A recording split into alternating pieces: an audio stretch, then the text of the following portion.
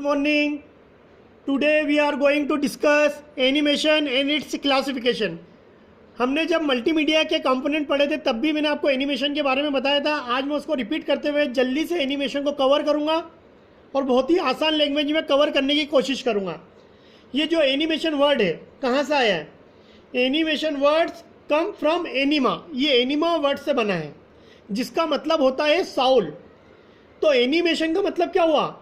जब हम computer graphics की बात करते हैं तो किसी ऑब्जेक्ट को एनर्जी और इमोशन देना या मोशन देना एनिमेशन कहलाता है. जैसे पिछले वीडियो लेक्चर में मैंने आपको क्या बताया था? Animation is imaginary video created by the software.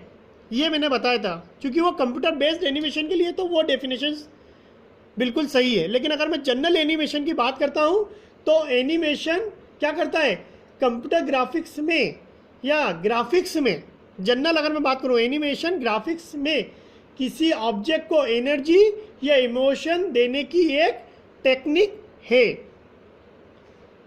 अब बात होती है एनिमेशन जो है उसमें इनपुट क्या लेते हैं. हम जानते हैं, जब मैंने बताया था आपको तो उसमें बताया था इनपुट सॉफ्टवेयर. तो ये कंप्यूटर बेस्ड एनिमेशन के लिए तो सही है. लेकिन जैसे ट्रेडिशनल एनिमेशन की बात करते हैं तो वहाँ इनपुट पेंसिल और पेजेस रहते हैं. ओके, वहाँ मैंने आपको बताया था आउटपुट मॉनिटर में मिलता है या स्क्रीन पर मिल जाएगा ट्रेडिशनल में. ऐसे जब मैंने आपको वहाँ इनपुट आउटपुट सॉफ्टवेयर और एनिमेशन में आपको कौन से फाइल फॉर्मेट लगते हैं वो बताया था मैंने. अब मैं जनरल एनिमेशन की बात कर रहा हूँ. एनिमेशन वर्ड का मतलब तो मैंने बता दिया और एनिमेशन क्या होता है जनरल मैंने बता दिया है कि ये एनिमा वर्ड से बना है जिसका मतलब होता है साउल और ग्राफिक्स में किसी ऑब्जेक्ट को एनर्जी और इमोशन देता है. अब मैं आपको बताऊंगा एनिमेशन एंड इट्स क्लासिफिकेशन. अब एनिमेशन को जनरली हमने 3 कैटेगरी में क्लासीफाई करा है. ट्रेडिशनल एनिमेशन जिसको हम क्लासिकल एनिमेशन कहते हैं, कंप्यूटराइज या डिजिटल एनिमेशन सेकंड वन जिसमें 2D और 3D एनिमेशन आते हैं, और third one is stop motion. ये हमारे सिलेबस में नहीं है तो मैं इसको कवर नहीं करूंगा. ये 2 क्लासिफिकेशन को हम सिलेबस में है तो कवर करेंगे. सबसे पहले मैं आपको ट्रेडिशनल एनिमेशन के बारे में बताऊंगा जिसको हम क्या बोलते हैं? Classical animation.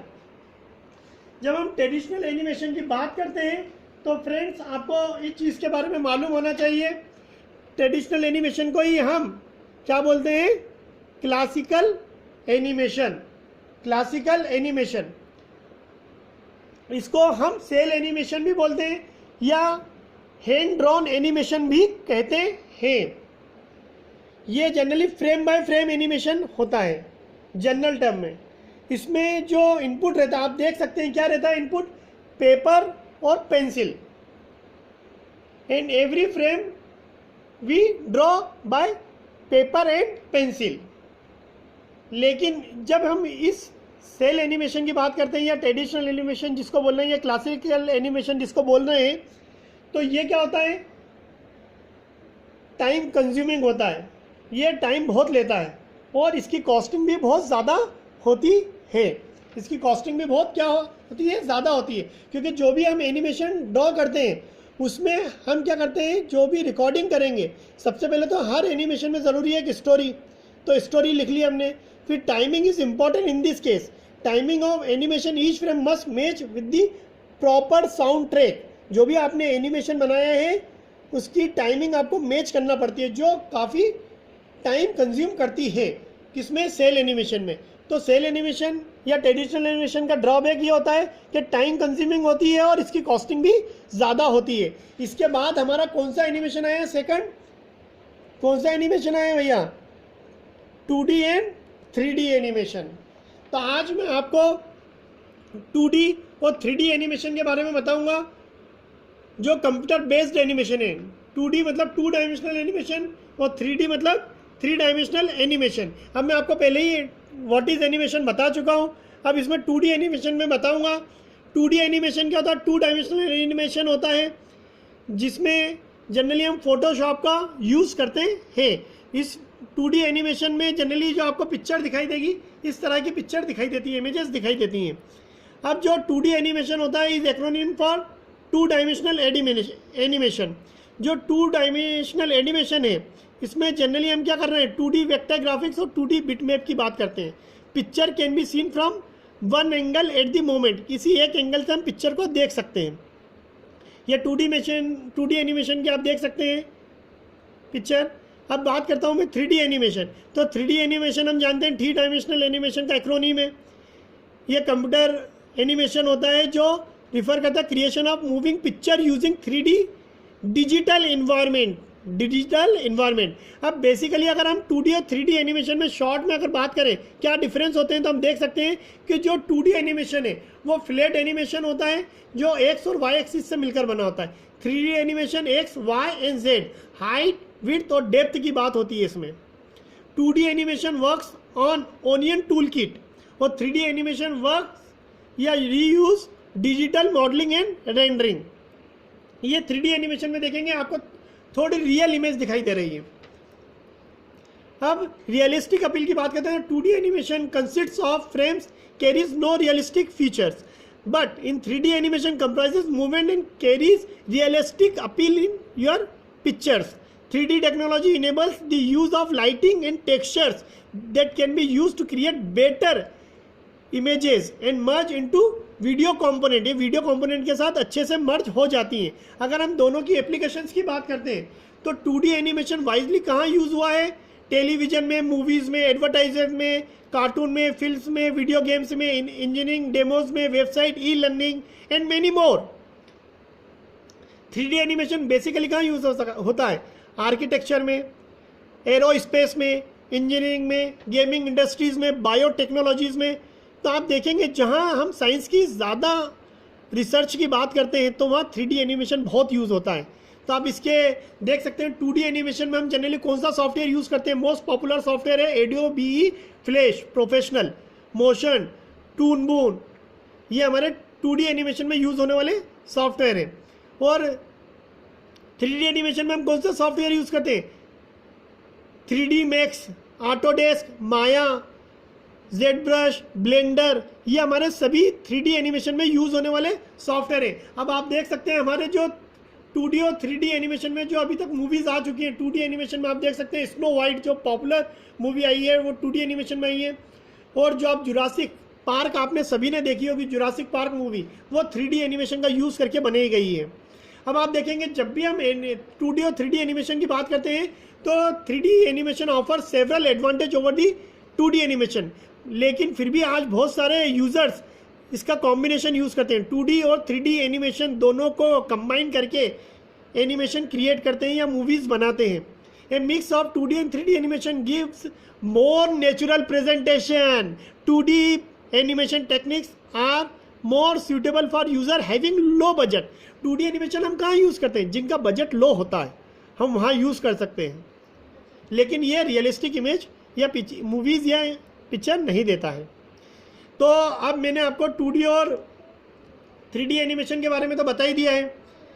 इन दोनों में डिफरेंस भी मैंने काफ़ी डीपली बताए हैं और आपको क्लासिकल एनिमेशन के बारे में भी आपको मैंने काफ़ी हद तक पॉइंट कवर करने की कोशिश करी है कि जितने भी क्लासिक एनिमेशन के जो पॉइंट्स हैं मैंने आपको कवर करने की कोशिश करी है। आप देख सकते हैं ये सारे पॉइंट्स क्लासिकल एनिमेशन में मैंने बता दिए।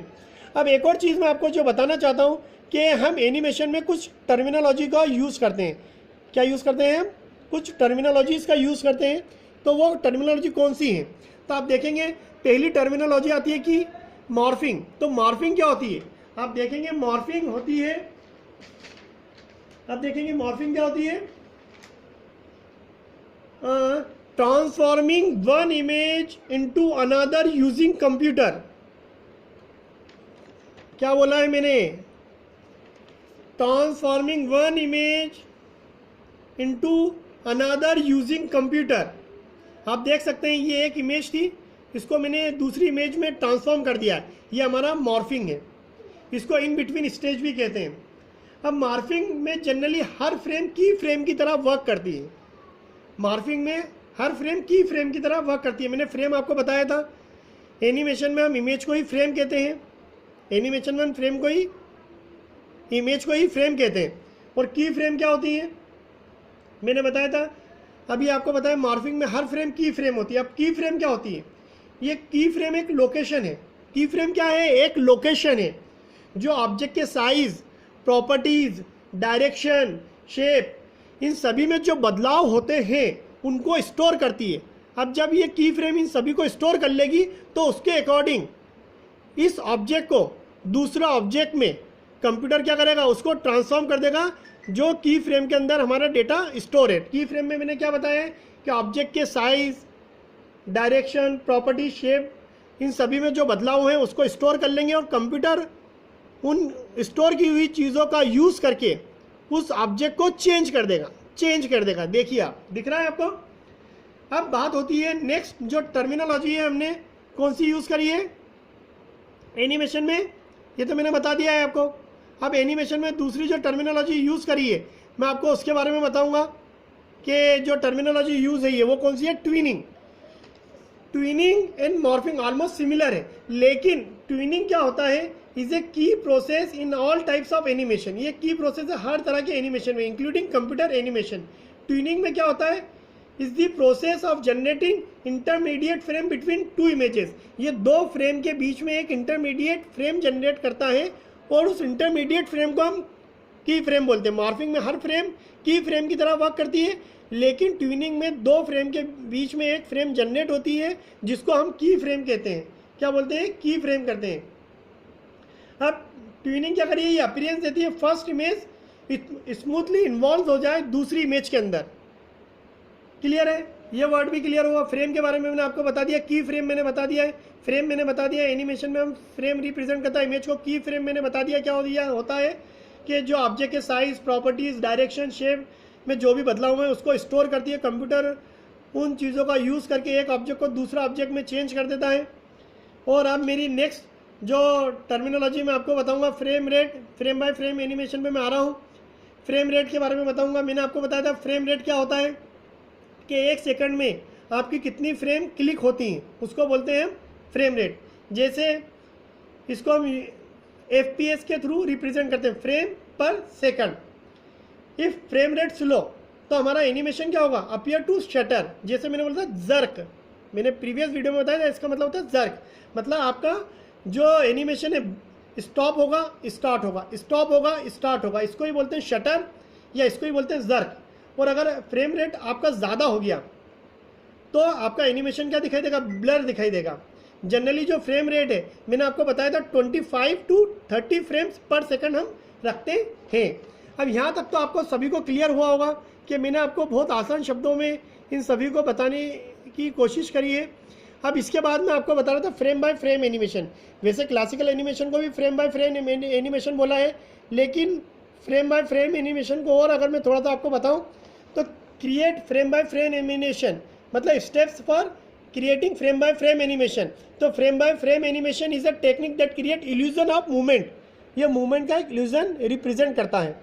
Frame by frame animation changes the contents of the stage in every frame. मैंने आपको बताया था कि स्टोर करती है की फ्रेम। मतलब फ्रेम बाय फ्रेम एनिमेशन में क्या करते हैं हम? Content of stage in every frame जो चेंज हुए हैं उसकी बात करते हैं। Frame by frame animation increases file size more rapidly than tween. अगर मैं फ्रेम बाय फ्रेम एनिमेशन और ट्विन में कंपैरिजन करूं तो फ्रेम बाय फ्रेम एनिमेशन में फाइल का साइज बहुत तेजी से बढ़ता है।